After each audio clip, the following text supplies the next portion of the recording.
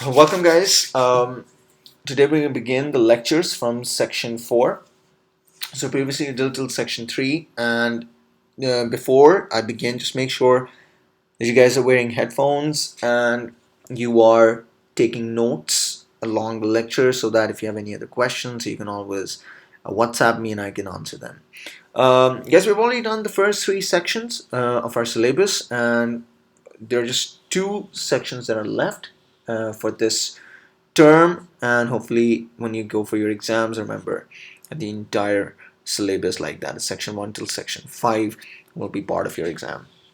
Now, yes, this section is basically for paper 1, paper 2 is divided into 3 components, 3 topics, and how we're going to take these videos basically. So first I'm going to go over the lecture, and then we're going to solve some past paper questions relating to that lecture, so that it's easy for you to relate to the topic and understand what are we learning and how can we learn this in a better way. So guys, basically beginning with operations, basically the name of the chapter, just remember, like in section 2 and section 3, section 2 was about HR, so that was one component of the business. Then the second one was marketing, that was the second component of the business. And now the third one, which is operations, which is another area, which is another functional department of the business. So operations is basically a department that deals with managing a lot of resources in the business. So the resources and how to produce things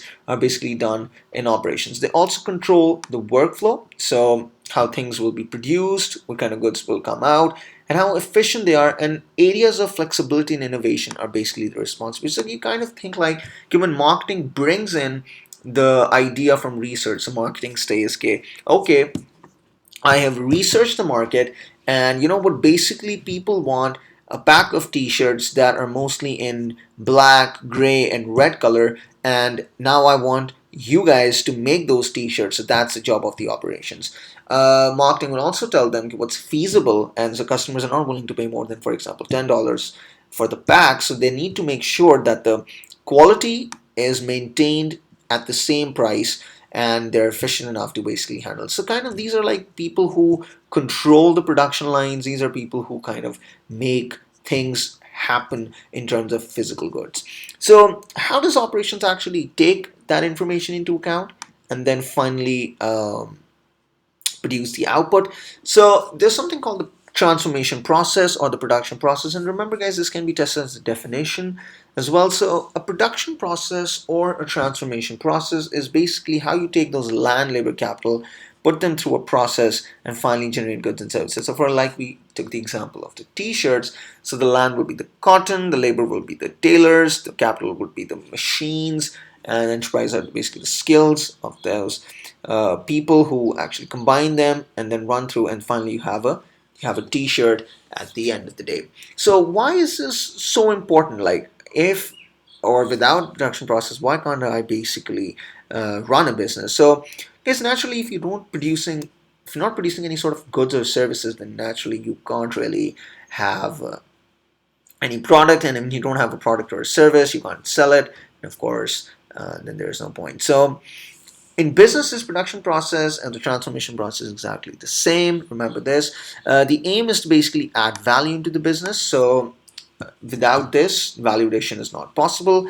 It's an efficient tool that can lead to higher profits. So naturally, if you do not convert those raw materials into something, so you can't really value. So you can't just sell cotton, like the flower, the cotton seed, because that will be very low value. If you want to make more profits, then naturally you have to transform this first.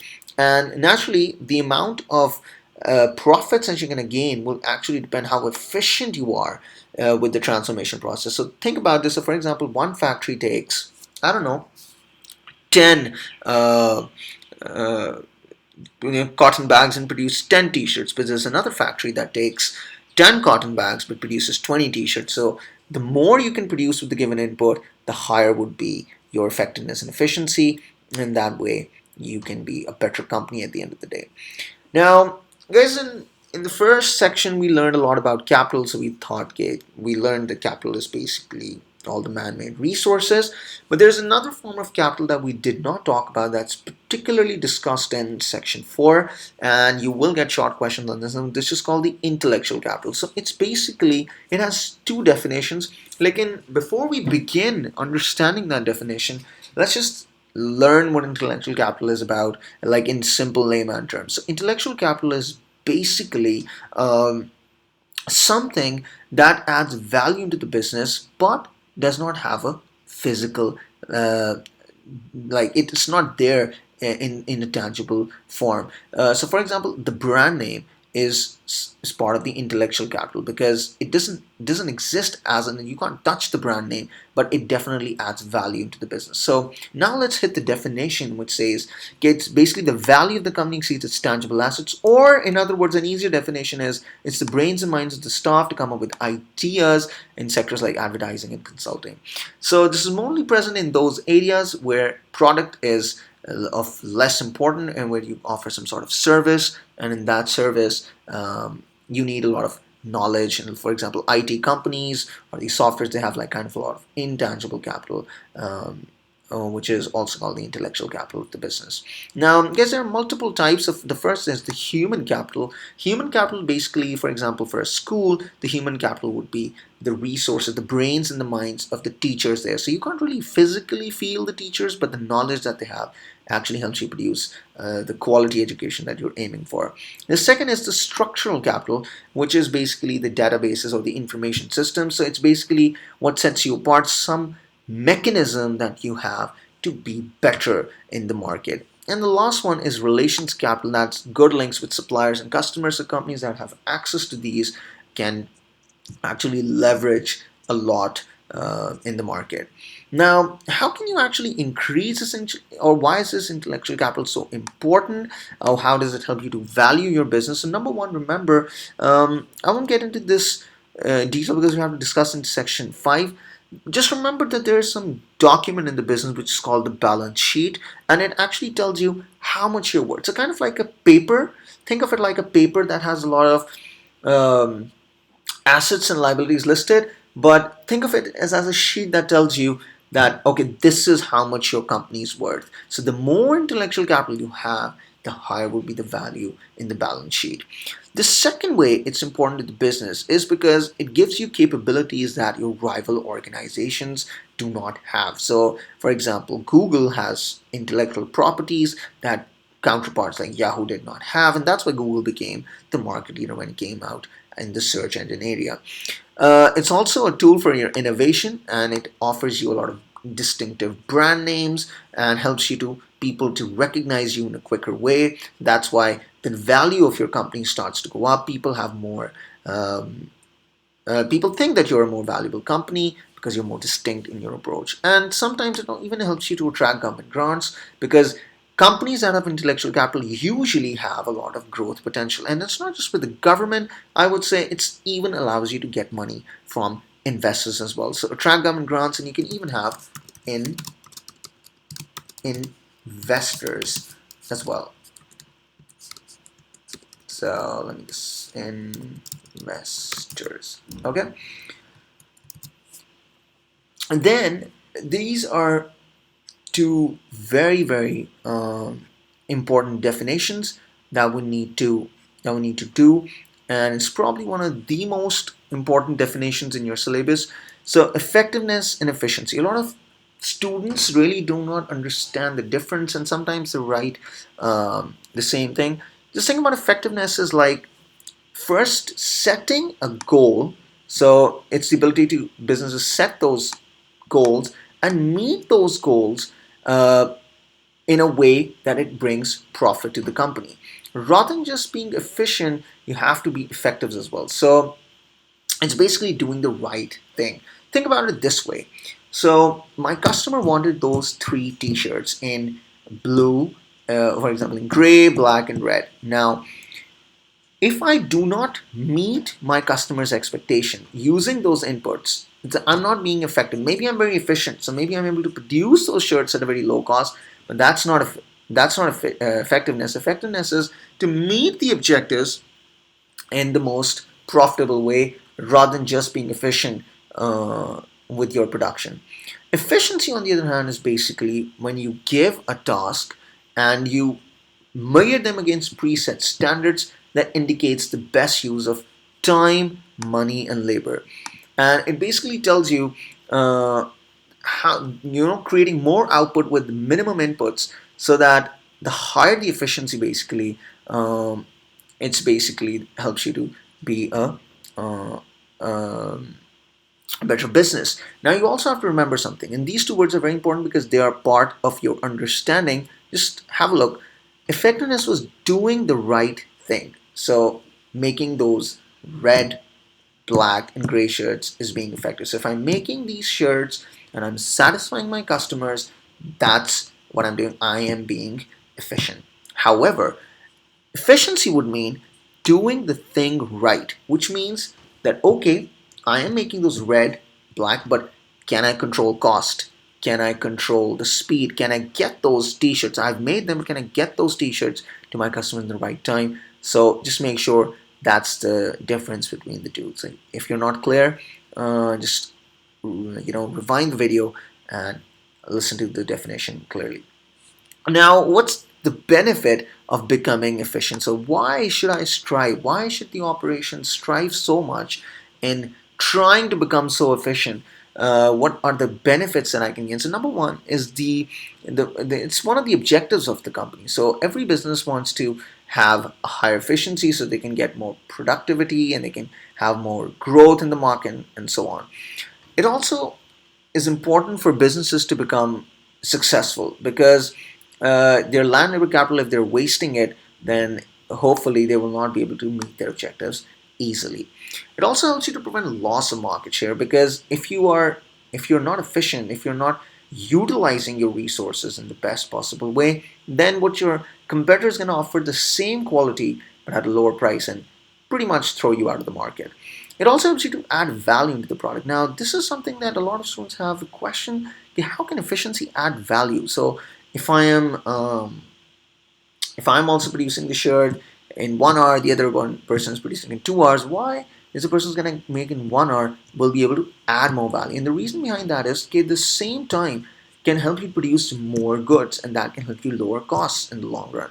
So inefficiencies will reduce your added value because they will not take the product to the client quickly. They will have usually defects in them, and that can actually reduce the ability of customers relying on your product. It can also improve a lot your effectiveness and competitiveness in the market because naturally, if you're not able to control costs, you're not able to gain a competitive advantage, and so on, you'll be wiped out of the market. So we have seen several companies, guys, over the past that were good but weren't able to control costs, and you can see they were limited. So Netflix, for example, was way more efficient than all the others. So the product is still the same. They're offering you video services, but they did it in a much cheaper way and much faster way. So you can see that all those DVD stores are now out of business. The last one is productivity, and guys, just mark this. It can have a numerical on it. So just make sure that this part can have a numerical on it. Make sure you're doing it. You will see the numerical as well. So don't worry about that. So guys, productivity, just remember, and productivity is technically the measure of efficiency. It describes how inputs and what ratio inputs and outputs are basically converted. Okay, so just remember that there are two types of productivity, so labor and capital. This formula is simple. Just make sure there is no multiply by 100. A lot of students make this mistake. They multiply productivity. Productivity is a ratio. It's not multiplied by 100. You just take the figure. So the higher the figure, generally the more productive you are as a business. And naturally, the more productive you are, and the better it is for the business. So just remember this, guys. Okay, productivity can be enhanced if you can either improve the skills of your workers or be more technologically advanced, and all of these things will impact. So how can we actually go ahead and work this out? So the first method is we can increase the number of hours worked. So with the same labor, we can ask them to work longer. So in one day, we can increase output. However, the problem is the workers can get tired and kind of like want to leave your company because of overstressing. You remember section 2, that overstress causes demotivation, as recommended by several motivational theorists. Because you can also train some workers. So if you train these workers, well, naturally they can get better at what they're doing, and their skills will go up. However, training is expensive, and some workers can actually resist. You can bring in more machines to get them or workers or speed up your production process, which is good. The problem is, again, you have to train those workers and you have to maintain these machines, and of course, not only just the setup cost but also the maintenance needs to be paid. Now you have to frequently change the oil, get them repaired, pay the electricity bills, all of that. You can also change the way the work is done. So you can modify production processes like from assembly lines to project teams, which can help you work better. However, some workers kind of like resisted this change and really not happy with this. And lastly, guys, you can motivate using all those methods of financial, non-financial rewards that might help the workers to speed up production. But again, they cost the business, and sometimes it's very hard to actually see which individual will be motivated by which elements. So some are more inclined towards financial, some are more inclined towards non-financial. Can the organization figure this out? Well, we have to see about that. Guess we've already done added value in section 1. I won't repeat this, and just again, it's basically selling the product for a higher price than initially bought in. Just please remember that it's different from profit. Like I said in section 1, value is not the same as profit. Profit applies to the business and includes other costs.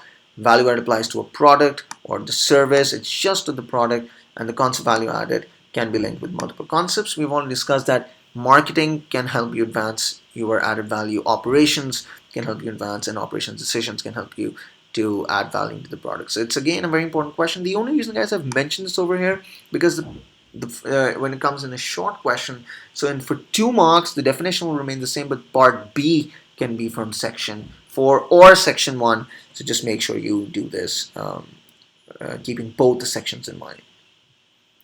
Because the last part of this entire topic is capital intensive versus labor intensive, and we're just going to have a look. So guys, capital intensive or capital intensity is basically a type of production. So just remember, a lot of students again confuse this. They think if a production process is capital intensive, so that basically means that they only use machines. Now that's wrong. Capital intensive means you will use machines, but those machines will also be used with labor. You will use more machines as compared to labor. ठीक है? So capital intensive में you need to use more machines as compared to labor. If you do not write this word as compared to labor, the examiner can't give you marks because it's not possible that a company only has machines and has absolutely no one there to see or operate them. They can't work on their own. So just remember that this is usually used in batch and flow production. We're just going to discuss them in second topic. Think about it, batch and flow at this point is very large scale productions where, like cars and jets are being made, large parts, spare parts. All of these businesses are usually more capital intensive in nature. They have a lot of IT systems, check, and so there are a lot of standardization in their production. So the first advantage that they get is economies of scale. We've already discussed them in section 1 that these are benefits when you grow. You have a more specialized labor force, and specialized offers you more consistency, more quality, and labor cost is low because again you have more capital as compared to labor. The problem is your break-even is high. We're going to discuss this in section 5. Break-even is basically how quickly can you recover your money. So in capital, of course, it's a bit expensive. The costs are a bit high. So it takes time before you can get your money back. Replacement costs are basically that these parts and all these things have to be maintained, and that's going to take. And sometimes these trade unions might resist because when you become more capital intensive, you might ask the labor to go away. So maybe you had 5 people doing the t-shirts, making them, stitching them, but now you have a machine that does pretty much 80% of the work. So you just keep 2 workers and ask the rest of them to leave because frankly you don't need them anymore. Because for labor intensive, it's the exact opposite. It has labor as compared to capital, so involving more labor as compared to capital in the production process. It's usually used in production like handmade goods and unique products that allow you to build your business in that way. So guys, the advantages and disadvantages are exactly vice versa. So there's a marketing advantage, there's the premium price, and there are low costs. However, the production is slower. In capital, it was faster. There was standardization. There is no standardization. It was less dependent on labor. It's more dependent on labor. So you can even add that there are lack of economies of scale over here. So you can add this point over here as well. But the examiner has only mentioned this, so that can be as well. So guys, now the bigger question: which is the best way to produce? It's capital or is it labor? Well, there is no right or wrong answer to this. It actually depends.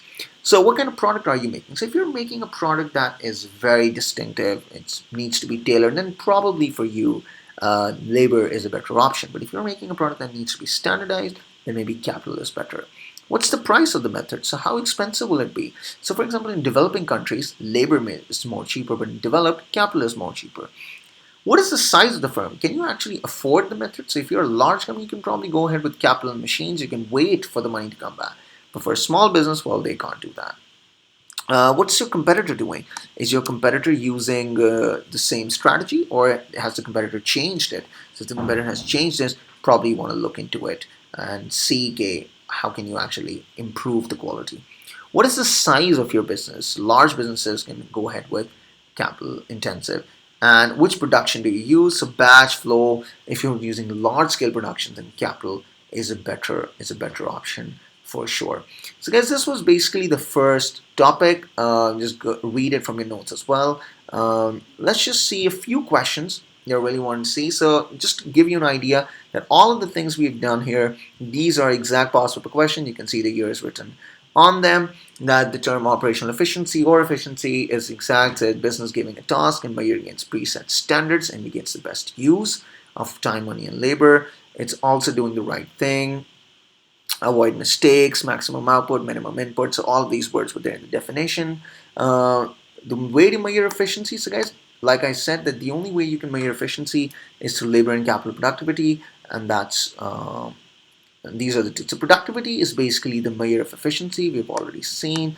How can you increase the level of productivity, guys? We've already seen that you can bring in more capital, you can motivate your staff. Intellectual capital, so how can intellectual capital increase the value of the business? We've already seen these questions. I'm just going to go over these questions just so you can have a look, and you can see that all the notes are basically translated into your past paper questions. Added value, labor and capital intensive.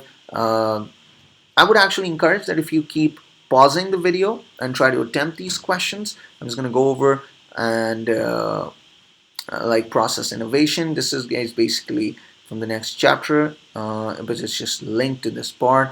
Then we have productivity, again a repetition of the question. Then we have the transformation process. So guys, transformation process again, already done this. Difference between efficiency and effectiveness, we've already discussed this in the notes. Process innovation, again, it's guys a repeated question that can be, and that will be done in the next chapter. The time process, again a repeat. Importance of manufacturing business. The transformation process, again guys, it's a repeated. Definition, productivity. So you can see that all the short questions are basically taken out from the notes. Guys, I would encourage if you just pause those videos and try to attempt these questions, and we can go over them. We can go over them in the next time we meet in class, and just make sure you're preparing. Just a few things that I will send a separate video on the essays, and that will be a different lecture. So just make sure you are doing these questions and attempting a few papers to see that you're getting along this chapter. So guys, hopefully I'll catch you in the next video. Until then, take care. Goodbye.